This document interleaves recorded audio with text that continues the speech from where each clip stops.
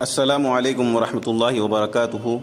الحمدللہ، منہج محدثین کی جانب سے بعنوان سلام پھیرنے کے بعد اور صبح و شام کے اذکار صحیح روایت کی روشنی میں PDF کی شکل میں آپ حضرات کی خدمت میں پیش کیا جا رہا ہے۔ اسے PDF ڈاؤن لوڈ کرنے کے لیے ہمارے اس YouTube چینل کے ڈسکرپشن میں لنک دے دی گئی ہے، یا پھر اگر کسی اس کو دشواری ہو رہی ہے تو وہ ہمارے اس چینل کے کمنٹ باکس میں میسج بھی کر سکتا ہے۔ اس کتابچے کی چند خصوصیات ہے جو میں آپ حضرات کے سامنے رکھنا چاہتا ہوں۔ اس کتابچے کے عنوانات ہیں ذکر الہی کے مختصر فضائل و فوائد، یعنی ہم نے ذکر الہی کے فضائل کو بھی مختصر طور پر ذکر کیا ہے تاکہ لوگوں کو معلوم ہو کہ ذکر الہی کے کیا کیا فضائل ہیں۔ اس کے بعد ہم نے سلام پھیرنے کے بعد کے اذکار کی اہمیت کو ذکر کیا، اور اس کے بعد ہم نے صفحہ نمبر 10 میں سلام پھیرنے کے بعد کے اذکار کو درج کیا ہے۔ اس کے بعد وتر کی نماز کے بعد کی دعا کو بھی ذکر کیا ہے، اور صفحہ نمبر 17 پر صبح و شام کے اذکار کی اہمیت بھی ذکر کی ہے۔ اس کے بعد صبح و شام کے اذکار کے اوقات کو بھی ہم نے نقل کیا ہے، یعنی عام طور پر لوگوں کو یہ پریشانی ہوتی ہے کہ صبح و شام کے اذکار کا وقت کون سا ہے، فجر کے بعد ہے یا فجر سے پہلے ہے، اور شام کے اذکار کا عصر کے بعد پڑھنا ہے یا مغرب کے بعد کب پڑھنا ہے، یا اگر کوئی عصر اور مغرب کے بعد بھی نہ پڑھ سکے تو عشاء کے بعد پڑھ سکتا ہے یا نہیں پڑھ سکتا۔ ان تمام سوالات کے جوابات کو ہم نے دلائل کی روشنی میں صفحہ نمبر 17 پر ڈسکس کیا ہے۔ صفحہ نمبر 22 پر ہم نے صبح شام کے اذکار کو مکمل نقل کیا ہے، اور صفحہ نمبر 32 پر ہم نے نظر بد سے بچنے کی دعاؤں کو بھی ذکر کیا ہے۔ آئیے اب اس کتابچے کی چند خصوصیات کو بھی دیکھتے ہیں۔ سب سے پہلے سلام پھیرنے کے بعد کے اذکار اور صبح و شام کے اذکار میں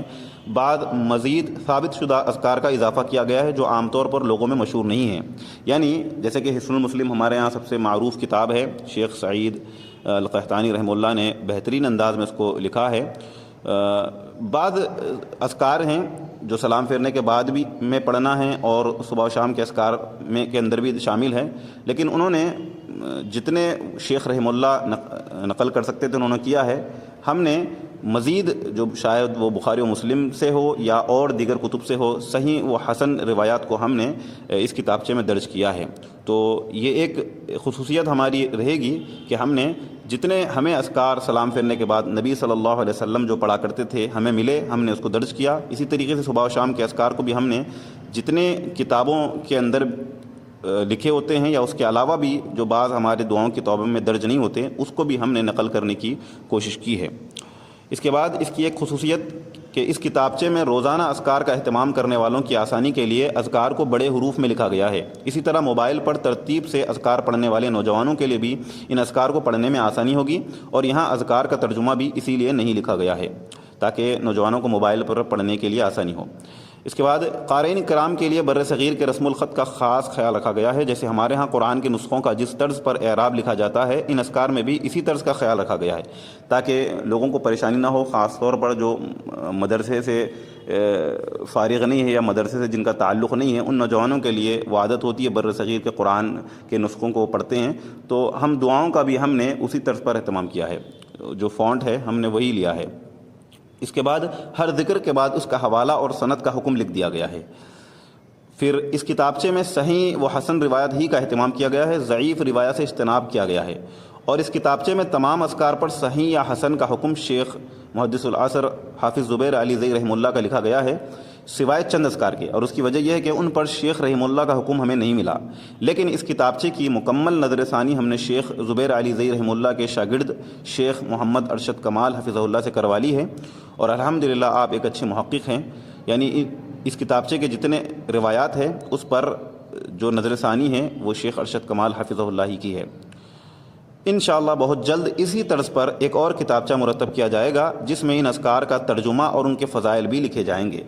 تو یہ تھی مختصر ہمارے اس کتابچے کی خصوصیات، اور میں امید کرتا ہوں کہ آپ حضرات اس کو پڑھیں گے اور اس کو لوگوں کے درمیان شیئر کریں گے، کیونکہ ذکر الہی کے بہت زیادہ فضائل ہیں۔ ذکر الہی سے اللہ رب العالمین بہت سارے فوائد عطا کرتا ہے، شیاطین کے مکر و فریب سے ایک انسان محفوظ رہتا ہے، اور ذکر و اذکار اور ان دعاؤں کے ذریعے ہی انسان بیماریوں سے بھی بچتا ہے، جیسا کہ اللہ کے نبی صلی اللہ علیہ وسلم نے ہمیں ہدایت دی ہے ان اذکار کو پڑھنے کے لیے اور عافیت مانگنے کے لیے، اور ان اذکار ہی کے ذریعے ایک انسان عافیت مانگ سکتا ہے،